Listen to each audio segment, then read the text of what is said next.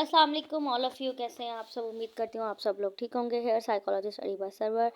So today we have a topic of discussion is about substance use disorder treatment with the CBT. So in which we discuss that substance use disorder treatment is one of the most effective psychological treatment for addictions, like the help the person to understand why they use the substance, and हम उनको जो है वो teaching skills, ऐसी skills teach करते हैं जिससे वो अवॉइड करना शुरू कर देते हैं the relapse of the substance use, and also build करते हैं the healthier life style to bring your life the most effective for the society and as well your self.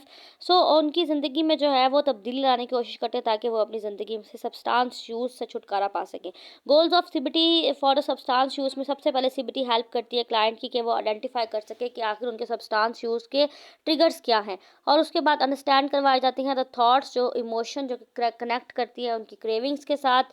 Learn करते हैं वो कोपिंग स्किल्स ताकि वो resist कर सकें अपने अर्जिस से, यानी कि जो उन्हें नीड होती है for the use of substance use. And then change करवाया जाता है नेगेटिव थिंकिंग पैटर्न को। इसमें managing stress, anxiety and substance without substance बहुत ज़रूरी है। उसके साथ साथ हम बिल्ड करते हैं लाइफस्टाइल चेंजेस को, जो कि उन्हें सपोर्ट प्रोवाइड करते हैं कि वो सोबरिटी की लाइफ जी सकें एंड रिलैप्स को प्रिवेंट कर सकें। Structure of CBT treatment for substance use disorder में 2 से 20 सेशंस होते हैं। इसका एक टिपिकल ट्रीटमेंट है जिसमें असेसमेंट एंड गोल्स सेटिंग बहुत ज़रूरी है, जिसमें डिस्कशन की जाती है सब्सटेंस यूज़ के कि किस तरह का सब्सटेंस यूज़ किया जा रहा है, उसकी फ्रीक्वेंसी क्या है, अमाउंट क्या है और कौन कौन सी सिचुएशन पर इस्तेमाल किया जाता है। आइडेंटिफाई किए जाते हैं क्लाइंट के मोटिवेशन ऑफ चेंजेस को एंड उसकी रिडक्शन ऑफ हार्म रिडक्शन जो है उसको कंप्लीट अब्सटेनेंस में कन्वर्ट किया जाता है। इंट्रोडक्शन ऑफ सीबीटी मॉडल में उन्हें गाइड किया जाता है कि सीबीटी मॉडल के थ्रू हम उनके बिहेवियर और उनके मूड चेंजेस करेंगे। उसके साथ साथ जो है वो तमाम अंडरस्टैंडिंग होती है अबाउट द ट्रिगर्स। अब आइडेंटिफाई किया जाता है इंटरनल ट्रिगर्स, जिसमें स्ट्रेस, एंगर और लोनलीनेस हो सकती है। उसके साथ साथ आइडेंटिफाई किया जाता है एक्सटर्नल ट्रिगर्स को, यानी कि किसी फ्रेंड्स गैदरिंग की वजह से तो नहीं वो ये चीज़ इस्तेमाल कर रहे, किसी पार्टीज़ में तो या कोई ऐसी लोकेशन जहाँ पर वो जाकर ज़्यादा उनके अंदर जो है वो ट्रिगर्स महसूस होते हों उन्हें सब्सटेंस यूज़ के, और high risk of substance worksheet बनाई जाती है। उसके बाद क्रेविंग मैनेजमेंट स्किल्स के ऊपर काम किया जाता है, जिसमें अर्जेस जिस चीज़ से वो सफ़र कर रहे हों वो ऑब्जर्व की जाती है कि क्रेविंग से वो किस तरह से विदाउट रिएक्टिंग रुक सकते हैं। डिले, डिस्ट्रैक्ट एंड डिसाइड की टेक्निक का इस्तेमाल किया जाता है। जब भी उन्हें क्रेविंग हो तो उन्हें रुकना है, डिले करना है और अपने अंदर डिस्ट्रैक्शन पैदा करनी है।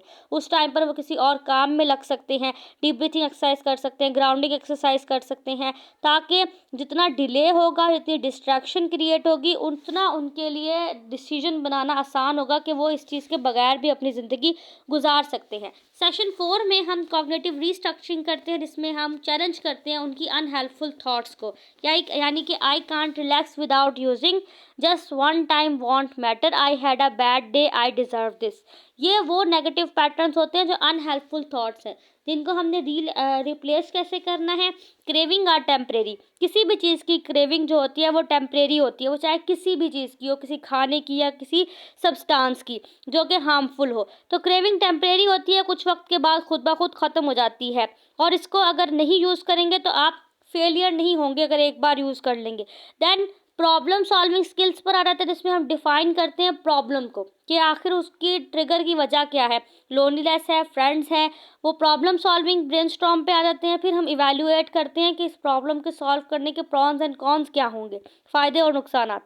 फ़ायदे हमेशा ज़्यादा होते हैं, नुकसानात कम होते हैं। टेस्ट करते हैं रिव्यू को और क्लाइंट की कोपिंग स्ट्रैटेजीज़ में उनके मैनेजिंग करवाते हैं इमोशंस को, जिसमें हम उन्हें स्किल्स जो हैं वो टॉट करते हैं कि इमोशंस कोई लेबलिंग नहीं है। आपके अंदर डिस्ट्रेस है, आपकी टॉलरेंस कम है इस वक्त, लेकिन with the healthy lifestyle, with the healthy coping strategies like exercise, relaxation and journaling आपको सेटल किया जा सकता है। बिल्ड करते हैं एक सोबर लाइफस्टाइल, जिसमें हेल्दी रूटीन होना बहुत ज़रूरी है। अवॉइड करते हैं ऐसे रिस्की पीपल से जो कि इस चीज़ की वजह बनते हों।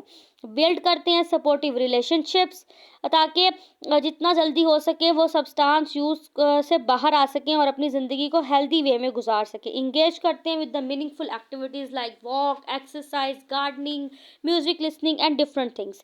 सेशन और रिलैप्स प्रिवेंशन में हम ट्रेनिंग प्रोवाइड करते हैं a major part of CBT, जिसमें हम अंडरस्टैंड करते हैं कि रिलैप वार्निंग साइंस क्या हो सकते हैं, जिसमें दोबारा सब्सटेंस का यूज़ हो सकता है, जिसमें आपका प्रैक्टिकल रोल प्ले ये हो सकता है कि आप रिस्की सिचुएशन को लीव करने के लिए दोबारा से सब्सटेंस का यूज़ इस्तेमाल करना शुरू कर दें। तो इन लैब्स को रोकने के लिए जो है वो उन्हें प्लान्स एंड टिप्स प्रोवाइड की जाती हैं ताकि वो स्लिप ना करें, और जब भी अगर कोई इस तरह की चीज़ उन्हें महसूस हो कि जिसमें उन्हें लगता हो कि वो दोबारा इस चीज़ के इस्तेमाल की तरफ आएंगे, तो वो पहले ही साइकाट्रिस्ट साइकोलॉजिस्ट से कंसर्न करने के लिए आ जाए।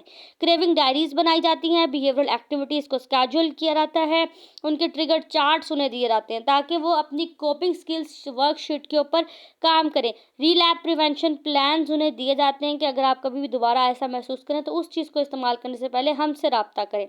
उसके बाद उनके कंट्रोल अर्ज की अवेयरनेस दी जाती है, उन्हें उनके अंदर कॉन्फिडेंस बिल्ड किया जाता है कि आप अपनी ज़िंदगी को सोबरिटी से गुजार सकते हैं, बेटर डिसीजंस ले सकते हैं, हेल्दी कोपिंग स्किल्स सीख सकते हैं, ताकि आप जो है वो सब्सटेंस यूज़ करने की बजाय खुद अपनी प्रॉब्लम को अपने तौर पर बैठकर सोचकर सॉल्व कर सकते हैं। Must like, comment, share and subscribe.